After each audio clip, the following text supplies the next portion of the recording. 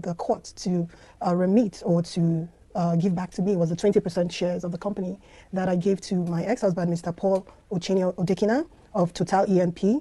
I think he's the executive general manager, human resources, Total E&P. Okay. Yeah, I gave him 20% of the company. Willingly, you know how you want to start a business and you don't want to be selfish. You want everybody to have a part of it. So when I filed for the divorce, I asked for my 20% to be given back to me. And I can tell you ever since then, Adultery Foods has not known peace. So with everything that happened or that ensued from that, we just had no option but to stop production of yogurt, bread production, and the industrial catering aspect of the business. We had to shut down everything, not because the court asked us to, but because of the constant harassment we kept getting from Mr. Paul Odekina, irrespective of the court asking him to stay clear of the premises until judgment is given. Yeah. I am the managing director, CEO of Adultery Foods Nigeria Limited. So despite the constant harassment from Mr. Paul Odekina of Total, you know, I think sometime last month or last 2 months, there was a break into my factory. That was last year. That was last year, I think late last year. The factory premises was boggled. Most of our heavy machineries were vandalized and some were carted away with. So my security personnel called me up the next day and told me, and I asked her to get the police involved. So upon inspection of the factory premises by the police to find out what must have gone wrong or who the culprits might have been, they came for the investigations and they saw a driver's license of Martins Odekina. Now, Martins Odekina happens to be the younger brother of my ex-husband, Mr. Paul Odekina. So his driver's license was found in my company premises. Now, my company premises has been locked up by me and the key given to my security personnel. And myself, I'm the only one with the key. So how come his driver's license was found at the site of the crime? You know, it was found in my company premises. So I have a photocopy of the driver's license, and the original was kept by the police officer. He took it to the police station, Amadiama, I think the police station at Amadiama, because they were the ones that came to investigate what could have happened in my factory. So it didn't just stop there, you know.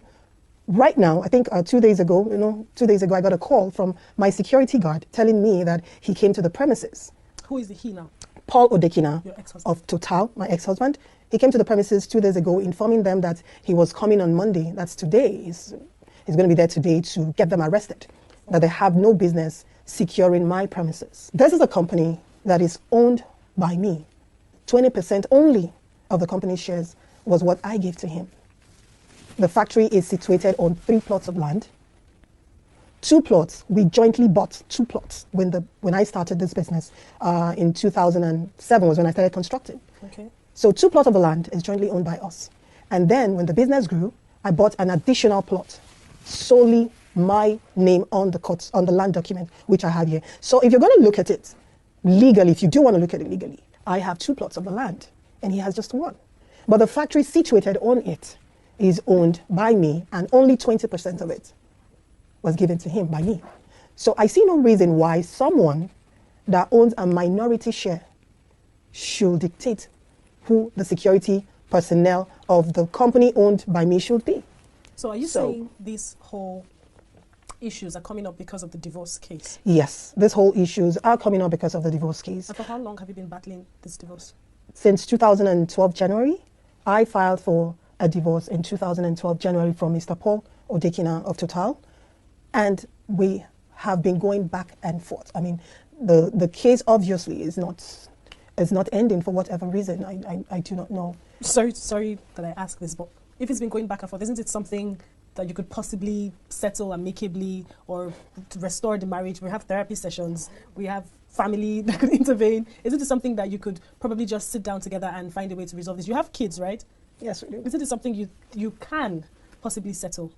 No, no, it's definitely not. I filed for a divorce from him because of his sexual perversion.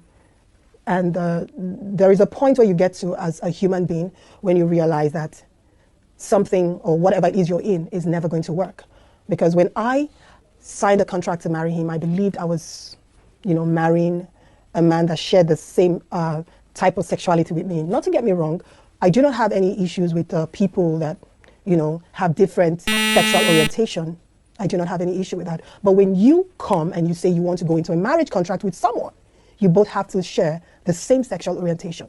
So when you get into that marriage and you find out that this was not what you bargained for, it's like you were tricked into the marriage. The marriage is a sham. It's not what you thought. For example, we got married in 2002. I filed for a divorce in 2012. I filed. For the 10-year period we were married, we actually had sex 11 times. I'm sorry. We actually had sexual intercourse 11 times in 10 years. He wouldn't let me sleep in his room. I have to stay in my own room. He would only come to see me when he thinks we should make a baby. Okay. Way into the marriage, I caught him red-handed in sex. I walked into him in our living room in, I think at about 1:30, 1:40 a.m. with a guy I don't really know who he is, but he obviously walked in with that person at that time of the night. And I walked into them in our living room. And I can tell you, it was a struggle. We live in a society where you have to do everything as a woman to preserve your marriage. Hello my people, when I don't hear waiting that the Freez ex-wife talk this matter, I don't know how I want start to the shook mouth because my mouth's close. I just did look. So my people, this one na that the Freez I go allow una make una hear waiting that the Freez won't talk for this matter because it tire me. Oh yeah, me na listen to her. My money, I know I've used good lawyers. I know I've tried to justify to vindicate myself and clear my name, and I lost. We paid the 5 million. It's as simple as that. It's 5M, 30M, 70M, 100M. We paid the 5M. But we will not lose. We can never lose. Let me not say we can never lose. I'm not the one judging the case. By the grace of God, we will not lose. Because we have a good case. And I believe our good case is going to be tabled before professionals. Even in the Court of Appeal, we did not lose. They did not say that my case was not good. They only said that why did we not take it to the lower court? Why did we bring it to the court? That they don't have the jurisdiction to hear it. And we said we did not get justice in the lower court. That's why we came to you. But I know we'll get justice in the Supreme Court. One of the reasons why our matter was why they did not judge. And they go through my torment. They go through our torment. And we just jam many years later for church. I think. Funny thing. Oh. But we don't go to that church.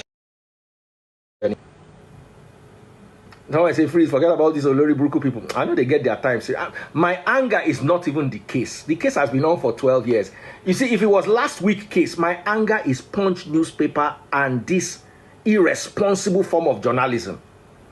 That's my only anger inside this matter.